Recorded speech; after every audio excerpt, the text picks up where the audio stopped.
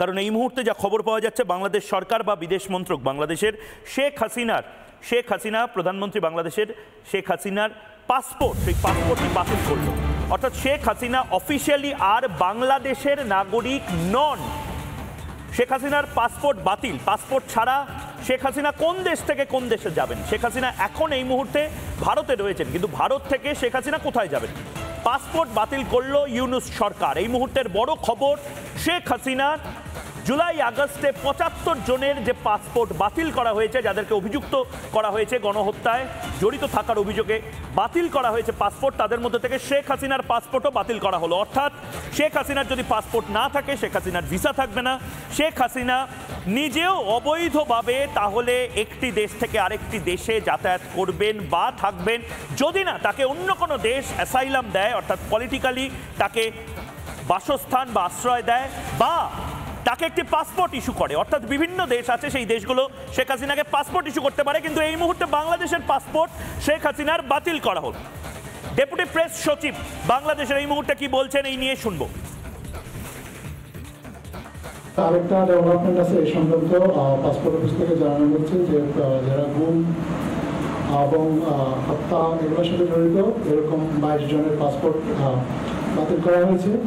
এবং জুলাই কিলিংয়ের পরে, জুলাই কিলিংয়ের সাথে জড়িত, জুলাই কিলিংয়ের সাথে অভিযুক্ত, জুলাই কিলিংয়ের জন্য এরকম ৭৫ জনের পাসপোর্ট বাতিল করা হয়েছে।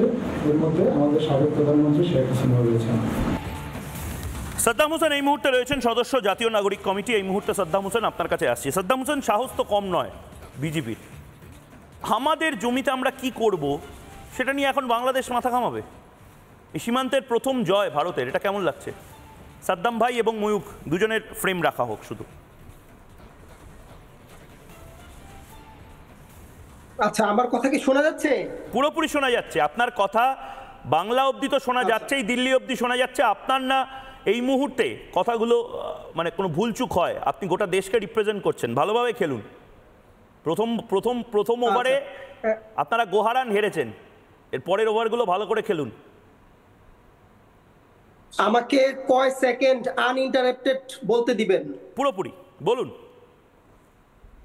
আনইন্টারাপ্টেড বলতে দিতে হবে, অ্যাটলিস্ট 2 মিনিট আমি আনইন্টারাপ্টেড বলতে চাই। প্রথমত আমি বলতে চাই, আজকে ৭ জানুয়ারি ফেলানি হত্যা দিবস, অর্থাৎ ভারতীয় বর্বর, অসভ্য এবং আনপ্রফেশনাল সীমান্তরক্ষী বাহিনী বিএসএফ এর গুলিতে 13 বছর বয়সী যেই কিশোরী 2012 সালে মারা গিয়েছিল, আজকে সেই দিন। শুধু ওই কিশোরী মারা গিয়েছিল না, ওই কিশোরীকে মেরে বিএসএফ কাঁটাতারে ঝুলিয়ে রেখেছিল একজন কিশোরীকে।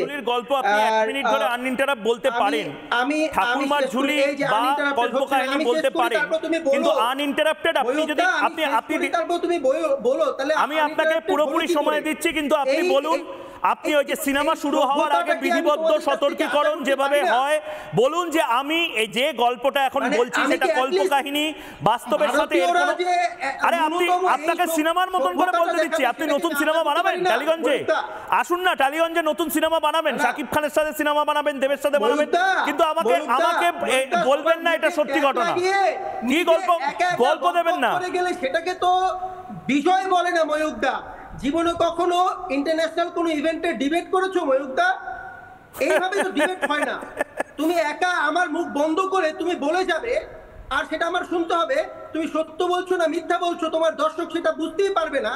এইটা তো ডিবেটের কোনো, তুমি মিথ্যাটা বলো, তুমি মিথ্যাটা সত্যির মতন করে বলো, কিন্তু কিছুটা রাগঢাক করে বলো। এইভাবে মিথ্যা কথা বলো না। আমাকে ডিস্টার্ব করো না। তুমি না ডিস্টার্ব করছ না, বলো।